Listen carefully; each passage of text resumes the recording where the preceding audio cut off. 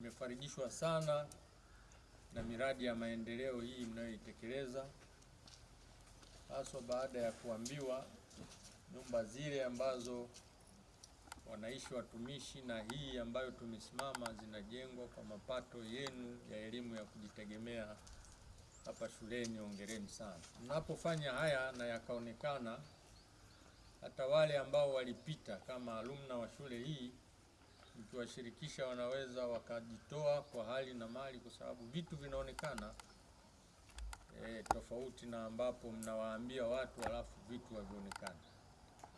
Kwa hiyo niwapongeze kwa elimu hii ya kujitegemea na utekelezaji wa miradi hii ambayo nimeisema, na mimi niungane na nyinyi kusema hiki mnachokifanya sio kazi bure, bali kina faida kwa shule, kwa wanafunzi, lakini pia na kwa wazazi ambao wengine wanatoa sehemu ya fedha zao ili zije zitumike hapa. Wanaona kazi mnazozifanya. Hongereni sana.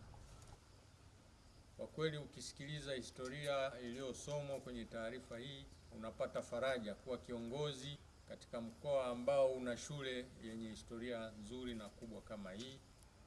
Kwa kuiona barabara kutoka kule tulikotoka mpaka hapa ni ya vumbi, na naambiwa mvua zikiwa nyingi barabara hii haipitiki. So ukitazama historia na hali ilivyo haviendani kabisa. Kwa hiyo nimeelekeza kwa mkurugenzi na mkuu wa wilaya ya Mbinga waone namna watakavyoanza kuiboresha barabara hii kwa kiwango cha lami, hata kama kwa kilomita chache, ili hiyo historia tunayoiona ifanane na uwepo wa shule hii. Sasa sisi huku tuliko tumetoa viongozi wakubwa ambao wamehudumu kwenye taifa hili. Mchango wao umeonekana kwenye taifa hili kwa ujumla wake, lakini kitovu cha walikotoka ili wakatoe mchango huo ni hapa. Sasa unaangalia, unaona kama hakulingani na heshima hiyo.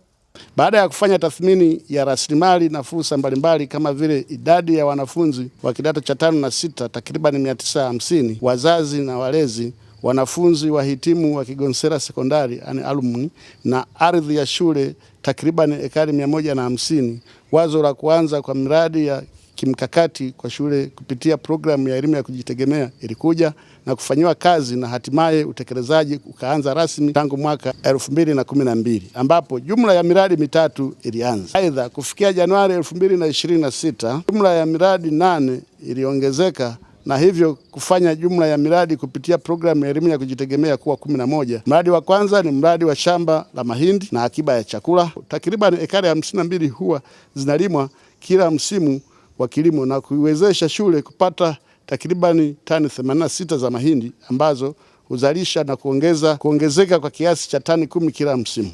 Aidha, kupitia mradi huu shule imewezesha kupata manufaa kadhaa, ikiwa ni pamoja na uhakika wa chakula kwa wanafunzi na ziada kwa ajili ya akiba. Wanafunzi wanapata fursa ya kujifunza stadi za maisha kwa vitendo, shule kujipatia kipato, ambapo kwa msimu wa kilimo 2024/25 shule imepata jumla ya shilingi milioni 51.